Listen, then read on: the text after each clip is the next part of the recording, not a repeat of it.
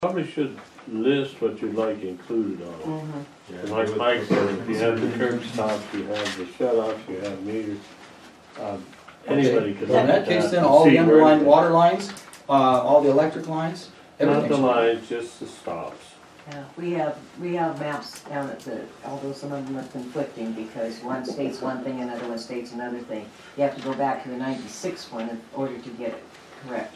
That's because the other ones are proposals that they were going to do. Well, anyway, And that's Great what West they has did. offered graciously to redo some of those maps. So, And even if it was just in the zoning, like she was saying, and we get an actual true outline of everything, and we got a true map, whatever file they give that to you, and then whether it be a PDF or whatever, we'd be able to blow it up, and, I mean, Right. you could add to it, I mean, just getting the exact lines, and then we could add, like he's saying, and actually have a deal That's where true. when you got 15 people running for a curb stop and the guy's standing on it, you know what I mean? Yeah. You can make more than one map too. Yeah, Yeah, exactly. and you could have. Because you could have professional one planning. for each, so it's not so busy. Understand, Elton, what we were talking about was an official zoning map. Right. CTA, it's a local planning group, actually it's a group throughout Montana in different locations, has prepared an official map for Joliet, just so that they can refer to it. And we're talking in terms of probably so maybe $1,700. Yeah. Because there's a lot of research involved. But I don't, then yes, you would get the map, and you could do with the map what you need to as far as the curb stops and everything. well, what we need is one printed on Mylar anyway, so that we can have it Yeah. in the town hall. And then And possibly. I think for zoning applications, they should have. Right. And then possibly one on drafting paper where we can have it in our files or at the city shop. There. Okay. I also am aware Tom Coley does nice maps, okay? That have all the lots, have all that information. Oh, okay. And they down for Bridger. everything. Yeah, I think if you go to them and then you can do the research on where the curb stops are and use that map that's already official and online. And then you're not reinventing the wheel too.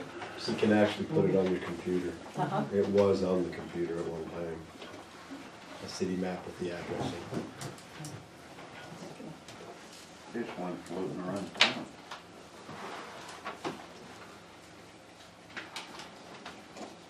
That has the actual measurement of every lot in this town.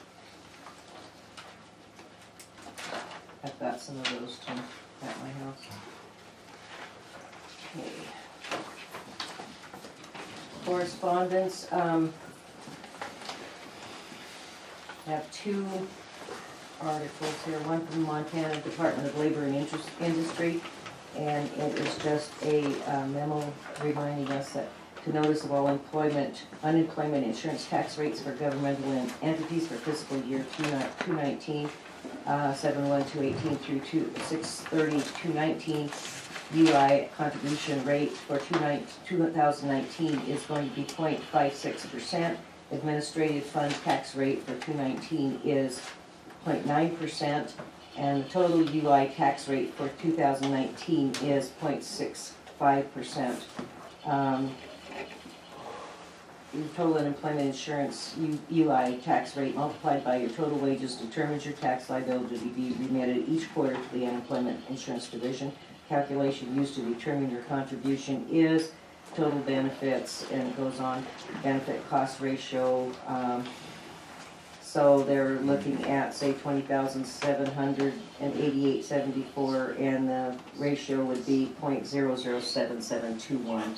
And it's just we get this every year from the Labor and Industries at the unemployment division. So we have a letter from Mrs. Melker, Tomahawk Restaurant and Lounge. Thank you for sending the paperwork asked for. Do not bother with the paper ads or voter stuff because it does not exist. They have been in final annex papers that our attorney, they would have been in the final annex papers that our attorney would have signed to make it legal. At a quick look, it is almost like looks like resolution 443 and 433 got mixed together, which they didn't. I guess anyone could make a mistake, but unfortunately you can't petition to annex, have 3 readings of it and annex all on 1/6/14. And this was recorded on the 22nd of January 2014. According to our paperwork, the town clerk had to accept comments for a period of 20 days, had to be published for 2 weeks. I guess someone jumped the gun because the council was missing out on the gaming revenue for all those years. This was in reference to, she had called me and asked me to verify some information for her, which I did through the county clerk and recorder's office, our paperwork, and I'm not really sure where she got her facts, but the original annexation was done in 2011, I believe, or 2010, spent many years ago. And then when they bought that property from Jay and Nancy, Stake Your Claim, they annexed in the extra 12 point some acres. But the actual 2 3/8 acres, I believe, was annexed in a long time ago when Aldo Chinos first had it. So it's been annexed into the town, and then the rest of it was annexed in later. That was flip-flopped. That was why they had to re-annex that in. And it actually, when they annexed her in, according to the county paperwork, they annexed the back section of her property in, not the restaurant area. According to the clerk and I know, recorder's office. but they had, that's when they got it information- yeah, re-switched. That's why we Yeah. that's why they re-annexed all that in. Because the information I got is that was the way they annexed it to begin with, so. That was the way it was supposed to be, Yeah. but it wasn't. Yeah, it wasn't. Yeah. I It fixed wasn't. that Yeah, issue. we had the Back issue in because her 2014. back property was the one that was annexed in, not the Not front the part. They did the wrong paperwork to begin with. Who did the wrong paperwork? It's somebody before my time. So, yeah, and Got it, then, okay. and then it got fixed and the whole property is annexed. Yes, yeah, but, okay. But not recorded with the state evidently, right, because Palmer hasn't been getting gaming revenue. I don't know about that part. That's up to the So Department the of Treasury. state doesn't. Yeah. No, she's not Right. saying that we weren't getting the revenue from the gaming machine. She's saying that she thought we were, thinking that we were going to miss out on that revenue. No, she says you were missing out on that gaming revenue for all those years. We did not get any. I think we've gotten it since Nancy and Jay put the Stake Your Claim in and had gaming We should machines check out on there. that to see if we're getting Yeah. our fair share. I think we are. But I'll No, double it's check. quite a bit of money. Yeah, I'll double check. And that is all the correspondence that we have right now. Brenda is not here tonight, so we will have you look through Brenda's report, through the financials. She always has on her thing that you're receiving a usage and billing summary, billing journal summary, accounts receivable summary, collections history, tax detail voucher, revenue voucher, detail, combined check register, copy of bank and register statements, and statement of expenditure budget versus actual, and statement of revenue budget versus actual as reports.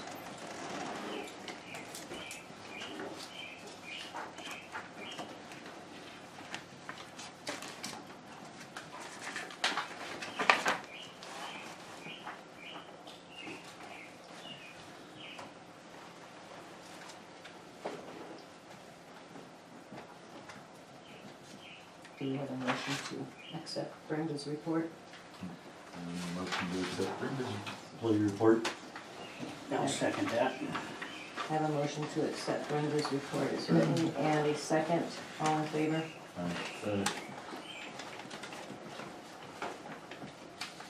Next thing on the agenda is resolution number 480, a resolution of the town of Schaumburg Town Council to adopt Carbon County growth policy. Any discussion on that? Yeah, I think we need more questions answered. I'd like to table it again. I know you have some questions. I've been looking at it and studying it, but I'd like to table it until we get different legal opinions on it.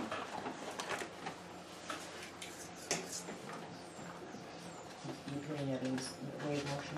Okay, I'll make a motion that we table the resolution to adopt the Carbon County Road policy. I have a motion to table resolution 480 to adopt the Carbon County growth policy.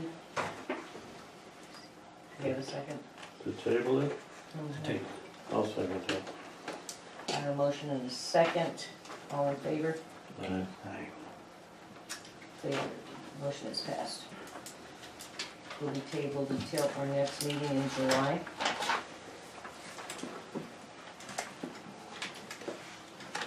Next thing on the agenda is resolution 483, resolution of the town council of the town of Fromberg, Montana to require modification of current revenue funds.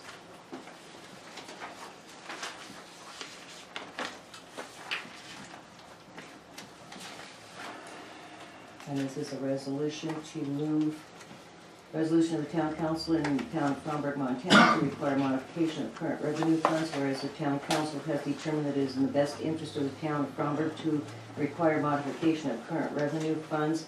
Now therefore be it resolved by the town council of the town of Fromberg, Montana, approves the transfer of funds from the account number 1000-382010, sale of capital assets to the amount of, in the amount of $40,000 to be transferred to the account number 2820-430-200-200 supplies, passed and approved by the town council of Fromberg, Montana at a regular session held on the 4th day of June 2018. This puts the money in an account you can spend. It puts the money into the road and street account. I'll go for that. I'll make that motion. We have a motion to approve the resolution 483 to move monies in the budget. Do I have a second? I'll second it. I have a motion and a second. All approve. Aye. Motion has passed, resolution has passed.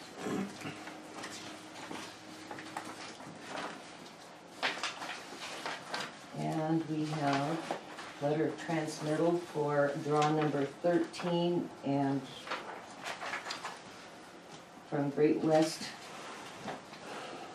Please find and close the draw number 13, draw request number 13 for wastewater project. Please have the CDBG and TSEP request for funds and RD request for funds letter, engineering invoice summary and outlay report signed. Once signed, please mail this back. And what they're asking for is Missouri River Contractors LLC, $505,937.27. The Montana Department of Revenue, $5,101.48. Great West Engineering, $47,420.33. These will come out of TSEP. We will get $110,033.54. The CDBG grants will get $396,862.21, and $47,420.33 from rural development. The town has reserves of $4,152 for the sewer fund, for a total of $558,468.08.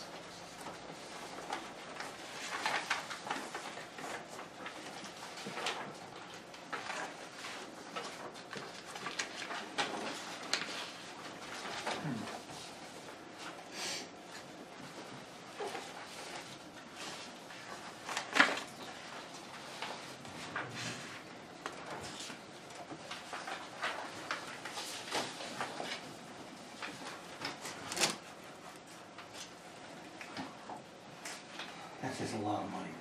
Mm-hmm. Now, Always is. how are we coming on the project?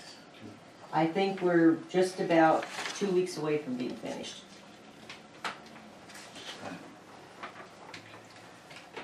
And then we'll have some training and I think we still have to have a water line that needs to be. I was chatting with one of the guys that is affiliated with the project, and so are they still, cause they said like for like, fixing whatever they did at the baseball park, They're stuff like still on that. board with that, yes. And they said something about fixing, like if they destroyed something, but they said usually like whenever they wrap up a project, they try to at least have their paving crew to come in and Mhm. fix whatever it was. And so like our infrastructure as it sits, is that something that, I mean, when it gets tore up, it gets tore up type thing? Or if it was from heavy traffic on like where they're cutting corners way aggressive, is that anything that we can look at with them or no? Are you talking about the tennis court? Well, that and all of downtown basically. Like just where they kinda just wrecked a few of the spots, are they gonna reclaim any of that, or is that? Where they had to turn I wide, mean, and Yeah. tore up pavement, tore up sides. Yeah. I have a meeting with Eddie and Chris tomorrow. Or not Chris, because we have a new in-house inspector, so Chris is in Sandpoint, Idaho. Cause pretty much any dollar we got towards our own roads, it'd be nice if we could work on that. Mm-hmm. Yeah, and I'll get with them tomorrow morning and we'll go over that.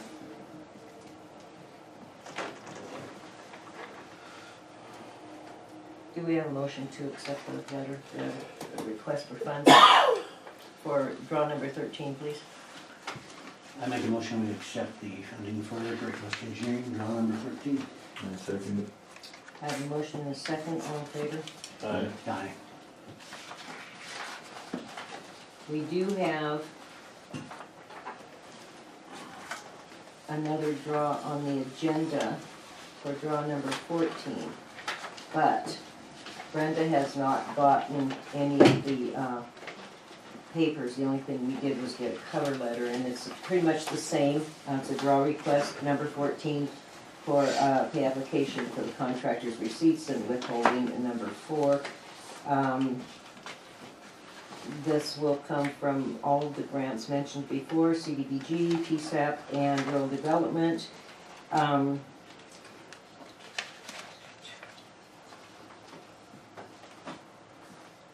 They will want $22,137.79 from the CDBG grant, $60 from the PSAP fund, not sure what that is, $536,202.68 from the rural development, and $6,500 from the 2017 rural development loan, plus $54,377.38 from the rural development grant, for a total of $580,183.91.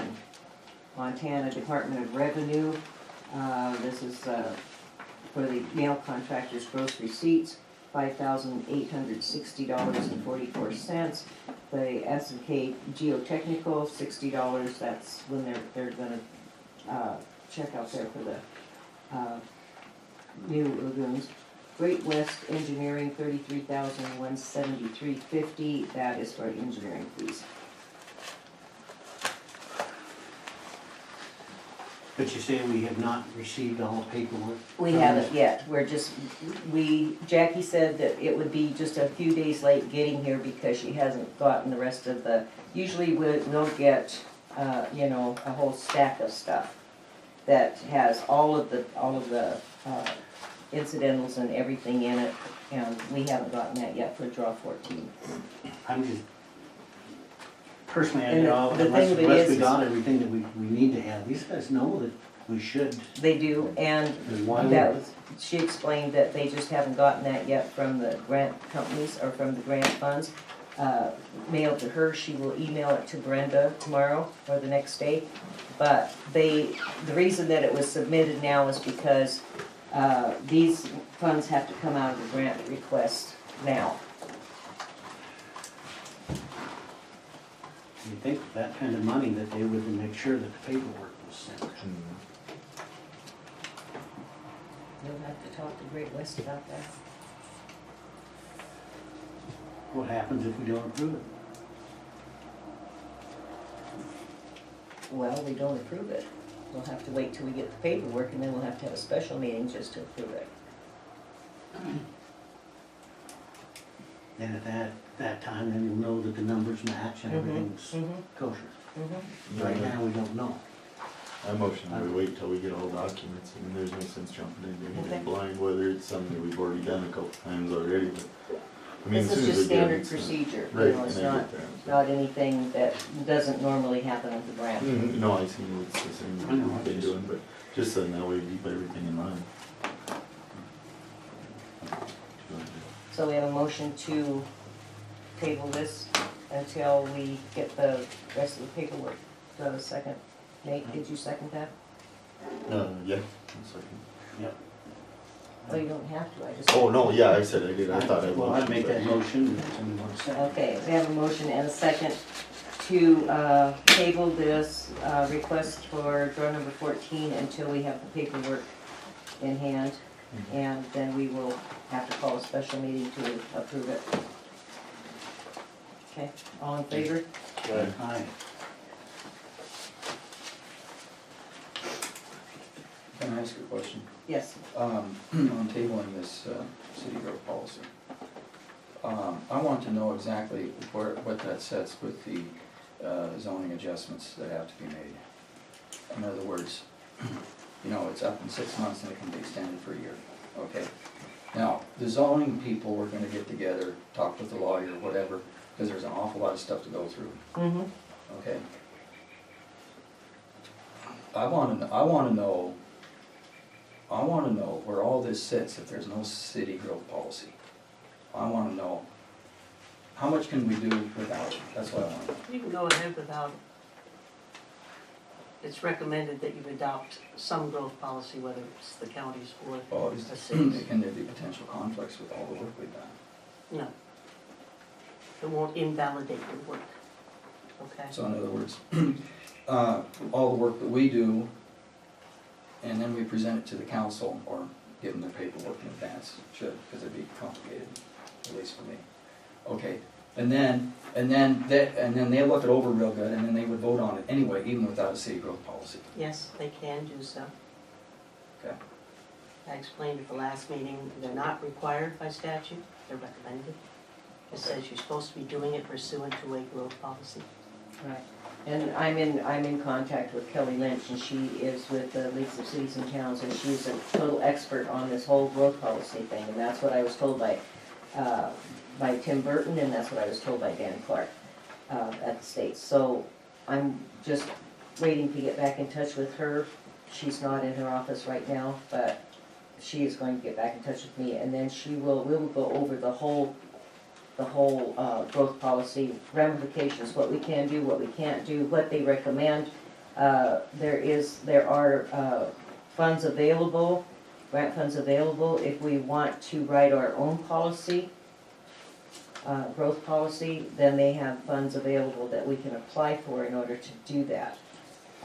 So we just need to get some more clarification and go from there. And Hope's right, we don't have to pass it. We can do, what we've been doing, pass the zoning and resolutions and town code and stuff like that. Well, I think it'd be good if the city people knew potential conflicts with Mhm. the And that's one presented that's by what the we're trying county to clarify. and the one that would be proposed by a professional through grants or Mhm. city money or Mhm. whatever. I think those kind of things should be on the table. I mean, I think people could read it up. I think there ought to be a report on exactly what the differences are and why. I think there should be wide open Differences, between the county growth policy that's tabled and the one that might possibly be written with grant money. Well, If see, that if you comes to write a that growth point. policy, you're gonna have to get a committee together that actually knows something about growth policies and how they're written, and do some research, and then they're gonna come up with what they wanna see in that growth policy.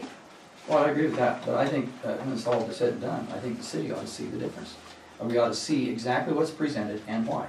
I think there should be a rationale behind the I decisions made. think there's a copy of the Carbon County growth policy at the library, isn't there? there's one right in the clerk's office. I think It's that's also been, online too. I think that's been borrowed.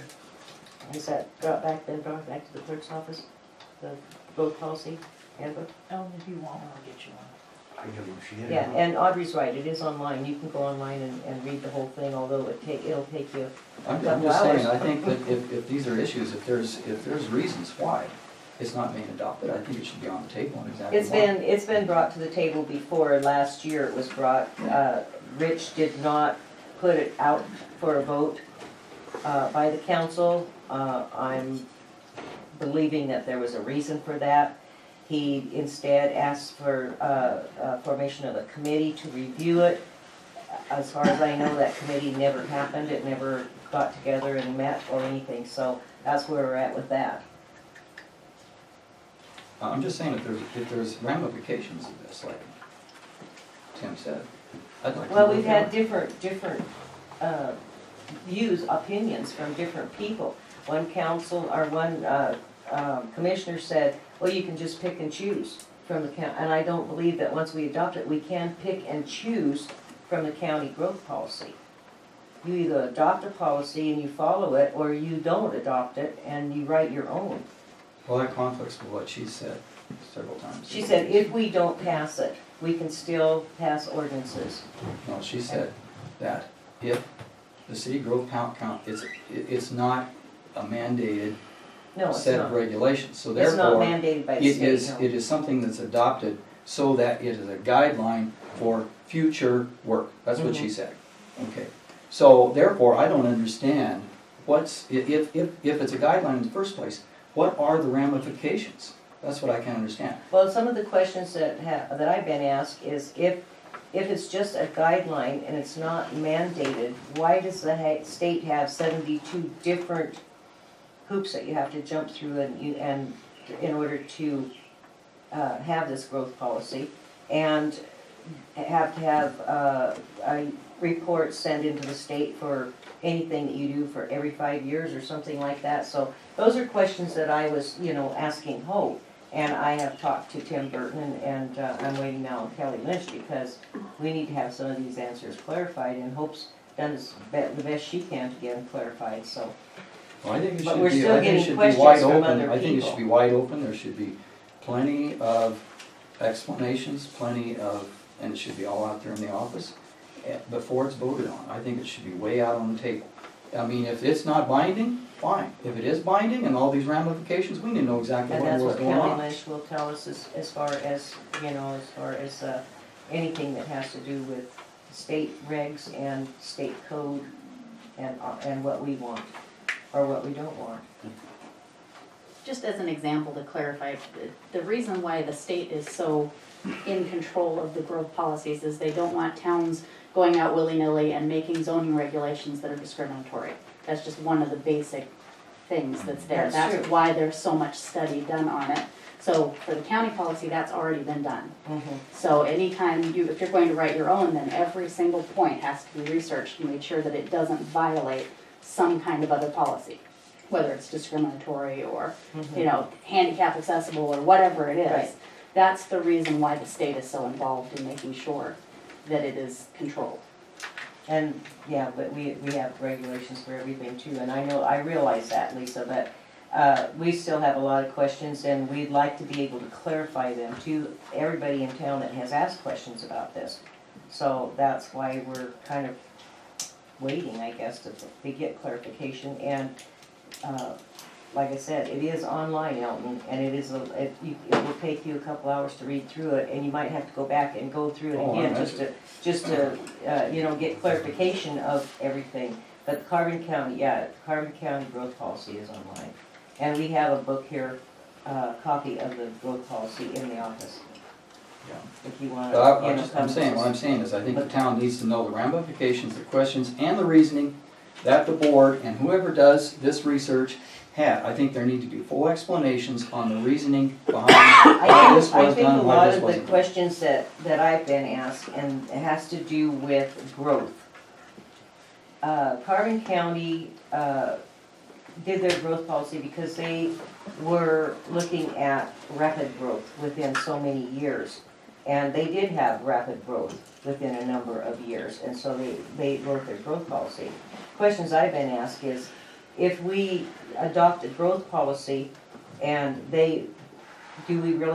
nobody expects rapid growth in Fromberg. in the first place, the biggest question was subdivisions. Where are you gonna put them? There is no place in Fromberg to add another subdivision. You know, you might have a small, 10, 15, maybe 20 acre lot that's in the city limits that you wanna subdivide, that's fine. But a lot of it is around those questions about rapid growth, subdivisions, what the town's financial obligations are if they decide to put in a subdivision, the infrastructure, all of that stuff. And those are the questions that we get asked a lot about that, and what it has to do with the growth policy and what is the guidance on that. So those were the only questions that I was asked a lot of times about that. Richard Anderson made the statement that if we adopted the growth policy, we'd have to hire a county planner, or a city planner, or a building inspector. We don't have that money to do that. But we have a county planner, and that is available to any city in town, in Carbon County to use, if you wanna pay the fee. Same with the building inspector. We can get a building inspector to come down and inspect a new build or whatever infrastructure, but those fees that he charges are added to the fees to the property owner.